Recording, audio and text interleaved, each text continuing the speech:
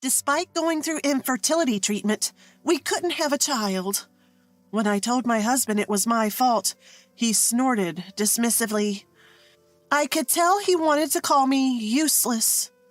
Without asking about the treatment or anything, he left the room in a bad mood. My name is Mina. I'm 30 and I work full-time. I met my husband Marcus through a mutual friend. Marcus loves to read and has a literary vibe.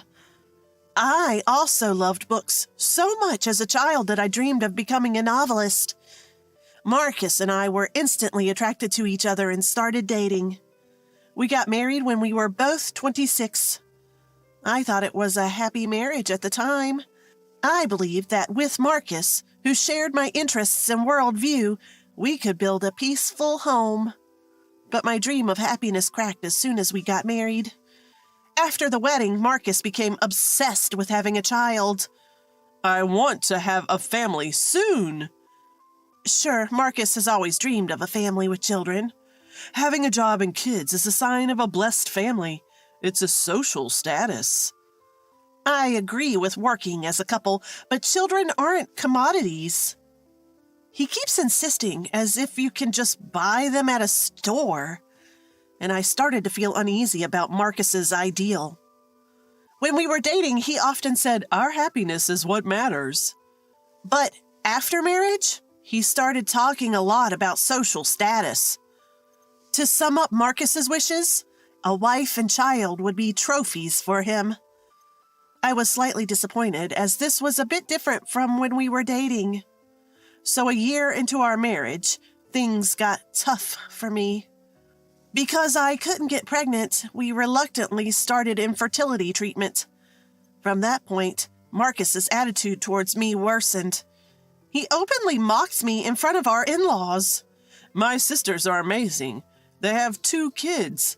Mina is not only low-paid, but also infertile. Our sensible in-laws frowned at Marcus's insensitive words, and they sent me apologetic glances. The ones who stood up for me were my sister-in-law and her husband. My sister-in-law, Emile, is a career woman working for a large corporation. She has children, a son named Silas and a daughter named Alyssa. They are twin siblings. Emile's husband, who is my brother-in-law, Bobby, is a kind and gentle person. Emile and my husband Marcus are siblings with a 6-year age difference, and their personalities are polar opposites. Unlike the introverted Marcus, Emile is decisive and caring. That's why she's trusted and promoted at work. Marcus is jealous of his sister's situation. So when he gets tired of belittling me, he insults Bobby. Well, I get why my sister has to work hard. If Bobby is jobless, she has to work to make ends meet. Even when subjected to such childish sarcasm, Bobby doesn't react. I'm a stay-at-home dad, you know. Even when Bobby responds cheerfully, Marcus continues his tirade. Being a stay-at-home dad is pathetic. Even the incompetent Mina could do that. Just when I was about to speak up, wondering how much more he could belittle people. Marcus, if you say any more, I won't forgive you. Emile glares at Marcus with a stern face. Our in-laws intervene and the situation is diffused. After that, Emile called me aside to apologize. I'm sorry Marcus's words hurt you. It's not so much that they hurt, more like they're shocking. While Emile and I were talking, Bobby came over. Mina, come over sometime, just you. The kids want to play with you. As Bobby smiled, Silas and Alyssa, who were playing outside, came running over. Both hugged me and acted affectionate. Mina, come to our house next time. Alone. We'll be waiting for you. You have to come. Marcus's hurtful words had been tormenting me, but my in-laws and Emile's family were kind to me. My in-laws advised Marcus not to rush things, but it was in vain. Once Marcus found out we couldn't have children, he emotionally distanced himself from me. Even after learning about my infertility, my in-laws didn't blame me. Living happily as a couple is also a good life. They tried to console Marcus, but it had no effect. Happy with someone useless? What a waste of time. I had been constantly berated by Marcus for ruining his life. Exhausted from infertility treatment and ignored even when work was tough. I was concerned about my pale face. At work, my colleague, Mr. Johnson, a young employee I had mentored, said, "Mina, you look really unwell. The boss and everyone are worried." "I'm sorry. I might just be tired. Really, I'm sorry." I felt pathetic for causing concern even at work. I couldn't have children, was called incompetent by my husband, and had no one to talk to. Consulting Emil and Bobby would only deepen their rift with Marcus. I felt utterly cornered, manipulated by Marcus's ideals. Mr. Johnson, who had been watching my condition, sighed.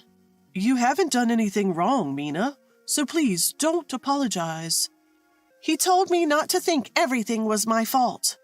"I won't pry into your family matters, but bottling it up is also a problem." "Thank you. Hearing that makes me feel better." Mr. Johnson, my colleagues, and my boss were all concerned about me. When I looked down, my boss would cheer me up with a funny story, and colleagues would give me snacks. I felt warmly treated. Marcus may call me low-paid, but I loved my workplace. Time passed in this state, and when I turned 30, something happened. Emil was transferred for work. She was appointed as the branch manager for a 2-year term. Emil and her family, who had always been kind to me, were moving far away. I wouldn't be able to see the adorable Silas and Alyssa anymore. My in-laws were so sad about their reliable eldest daughter's transfer. When the transfer was decided, I helped Emil's family move. Marcus didn't even show his face, even though it was a weekend.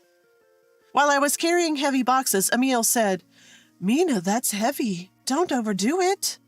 Saying that, Emil helped me carry the boxes. Then she brought up Marcus. "I hate to say this, but let me. I really dislike Marcus. I can't accept him even as my younger brother." Despite being 6 years apart, she seemed to dislike his selfishness and his imposing of his ideals. Bobby had been ignoring Marcus's sarcastic comments. It wasn't so much that he disliked Marcus, he seemed to look down on him. My nephew and niece, Silas and Alyssa, really don't like Marcus either. Their smiles vanish whenever he's around. Marcus, thinking he's the cool uncle, is totally mistaken. The smart twins, Silas and Alyssa, understand that I'm suffering because of Marcus. "Mina, are you okay? Don't listen to what he says." "We don't care about him, but we worry about you, Mina." Marcus is so disliked that even the kids refer to him as that guy. After helping with the move, I was about to leave when Emil offered me a thank you gift. "No, really, your family always lifts my spirits." As I tried to decline, Bobby smiled. "Your help made the move go smoothly. Please accept this as a token of our appreciation." Unable to refuse their kindness, I accepted the gift, which was a gift card, not cash. I also joined them for dinner at the insistence of Silas and Alyssa before heading home. When I got home, Marcus was waiting. He'd apparently been idly passing the time, not helping with the move. As I was about to take a shower and go to bed, Marcus asked, "You're liked by Silas and Alyssa, aren't you?" "I'm certainly liked by them 100 times more than Marcus." Frowning, I listened as Marcus said something unbelievable. "Even someone useless like you can raise kids. Let's adopt Silas or Alyssa. They have 2 kids. They can spare one." Marcus laughed. "Are you serious? If you are, I despise you." There's no way Emil and Bobby would agree. More importantly, the twins would never want to live with an uncle they dislike. My attempts to talk sense into Marcus were futile. He fantasized about a world convenient for him and even suggested we move to where Emil and Bobby were relocating. "There are plenty of companies in the countryside that would want someone like me." "Stop it! Don't drag others into your delusional dreams." I couldn't hold back anymore, and we argued. Then Marcus dropped the bomb. We're moving to where my sister is relocating. If you don't like it, leave. At that moment, my anger exploded. Fine, I'll leave. I realized I couldn't live with this man any longer. I quickly packed my bags and left Marcus. My hometown is far away and my parents have passed on, so I temporarily took refuge at my in-laws' house. They welcomed me warmly, even late at night. When I exposed Marcus's selfish dreams, they were shocked and immediately contacted Emil. They kept apologizing to me, regretting how they had spoiled Marcus. The next day, Bobby came to see me in place of Emil. I was then asked to do something by the relocating family of my sister-in-law. My in-laws agreed, and so did I. Shortly after, I received divorce papers from Marcus. After completing the process, we were officially divorced. I felt a weight lifted off my shoulders after the divorce. It seemed foolish that I had endured this from the age of 26 to 30. 2 years have passed since the divorce. I have diligently continued my work, received promotions, and even have subordinates now. Mr. Johnson, a colleague I had mentored, is still around. I currently live in a condo owned by Emil's family, essentially house-sitting while they are away. I keep in touch with Silas and Alyssa, but haven't been able to visit due to my busy work schedule. Marcus communicated his desires to Emil and ended up estranged. He couldn't follow them on their transfer, and after multiple work failures, he was fired. His self-centered nature made him unpopular at work. He's job hunting now, having sold the house we lived in. All this I learned from Marcus's parents, who still care for me even after the divorce. They were even happy for me when I found a new partner with marriage in mind. Just as I was considering moving in with my partner, Emil contacted me. Mina, thank you for house-sitting. We've been ordered to return to headquarters soon. In other words, they're coming back to the condo I've been watching. I'm glad you're coming back. Actually, I updated Emil on my new relationship in the past 2 years. She was genuinely happy for me. We discussed my moving out of the condo and ended the call. Emil advised me not to overextend myself considering my job. Eventually, Emil's family returned, and I moved to another condo to start a new life with my partner. That's when I ran into my ex-husband, Marcus. The door to my workplace opened during business hours. Mr. Johnson immediately went to handle it. We're quite busy at the moment. Please have a seat and wait. I heard a familiar, arrogant voice near where Mr. Johnson was guiding the guest. It was Marcus, my ex-husband. Hurry up, I don't have all day. His intimidating tone scared the other customers. As the manager, I stepped in. Sorry for the wait, we'll assist you shortly. Marcus was shocked to see me. Why are you here? Don't you know, this is my workplace. I'm the manager. I had been working in real estate all along, earning various certifications like real estate license and CPM. My experience and qualifications led to a promotion to a chief position. While Marcus looked down on me, I became the person I wanted to be. That person is neither Marcus's wife nor the mother of Marcus's children. It's a life that has nothing to do with Marcus's status. I quickly asked Marcus what kind of property he was looking for. Mr. Johnson and my subordinates, recognizing a difficult customer, watched intently. With your budget, we can't offer a condo. Even for an apartment, you'd need a guarantor. Don't mess with me. I need a condo to get married. Find one. Even if he says so, it's impossible with Marcus's budget. Besides, his marriage is none of my business. If you're not satisfied, please leave, I said, overly polite. Then Marcus started yelling. A useless woman who can't even have kids acting all high and mighty. The yelling was so intense that the customers looked like they were about to call the authorities. Just as I was about to handle the situation firmly, Mr. Johnson stood behind Marcus. Excuse me, you're disturbing the customers. Please leave. Intimidated by the tall Mr. Johnson, Marcus left in a huff. The scared customer seemed relieved. I also felt relieved that the situation didn't escalate, but Mr. Johnson scolded me. "Mina, or should I say Chief, don't take such risks." He was angry, saying it could have been dangerous if Marcus had gotten physical. I apologized, saying I'm sorry, and held my belly. When the customers were gone, Mr. Johnson wondered aloud. "Is that guy okay? You're pregnant with my child." "He's a bit odd. I'll be careful from now on, Mr. Johnson." When I gave a dodging smile, Mr. Johnson playfully said, "Mina, we're getting married soon. Call me by my first name, not my last name." I found his pouting cute and couldn't help but laugh.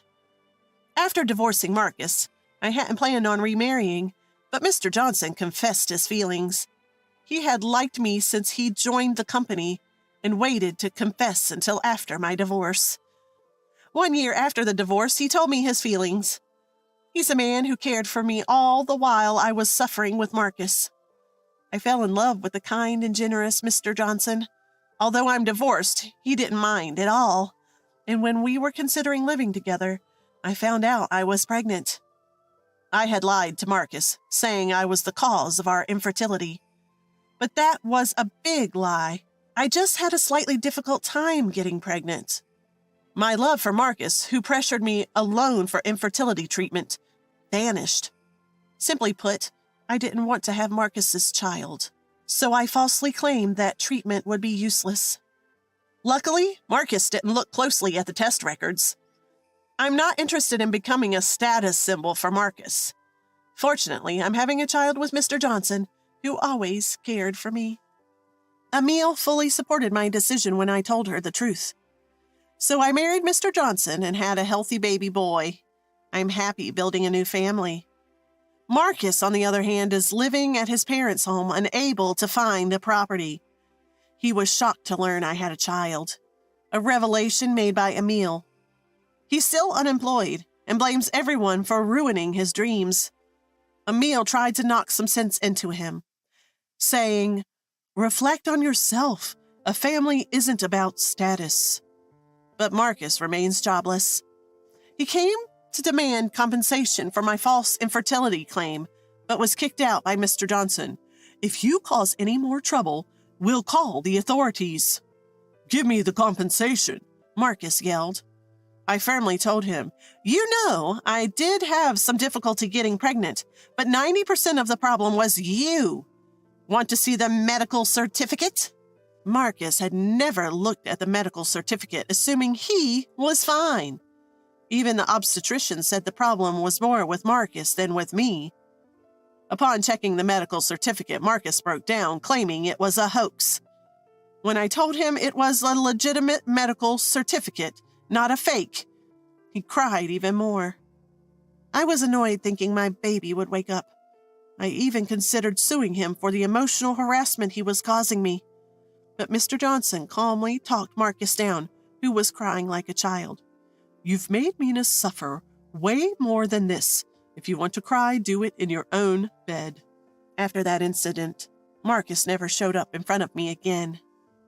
When my former parents-in-law found out Marcus wasn't working and even tried to sue me, they were furious. Marcus became estranged from both his parents and Emile's family, and eventually stole money from his parents and disappeared. Everyone from his parents to his older sister said it was good he was gone. Around that time, Emile's family came to visit and met my baby. Silas and Alyssa took turns holding my child. Bobby and Mr. Johnson were chatting amicably. Emile lamented Marcus's foolishness. "He's always been paranoid, but he really is the worst younger brother. He'd oppress others just to achieve his own dreams. Even if he had a family, it would be a sham." While we were talking about Marcus, Silas and Alyssa came over. "He made fun of Dad. I hate him.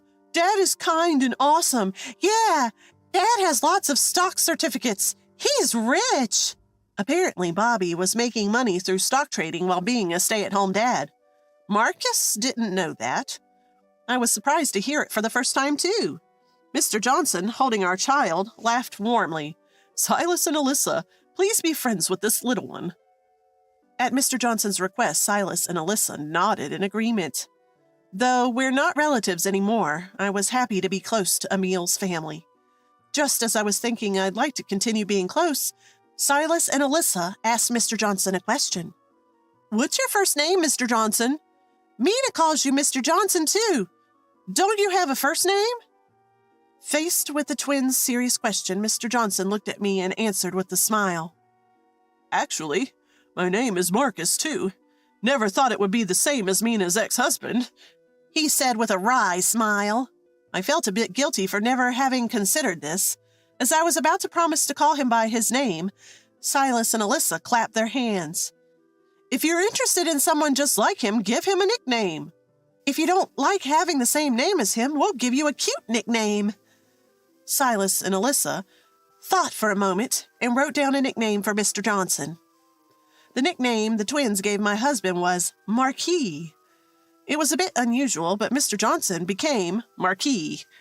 As Emil and Bobby smiled, I thought to myself, I'll call him Mark, a name that only I will use.